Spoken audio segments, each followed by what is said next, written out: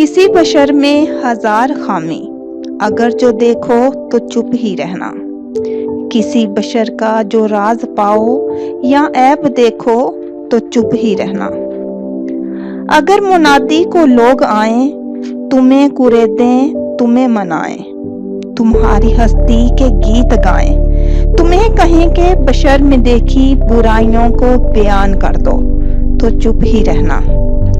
जवाब ये है, दलील ये है, ज़ईफ लम्हों की लग़ज़िशों को, हराम नातों की कुर्बतों को, हमारी सारी खबासतों को, हमारी सारी हमाकतों को। वो जानता है, वो देखता है, मगर वो चुप है। अगर वो चुप है तो मेरी मानो, वो कह रहा है कि चुप ही रहना।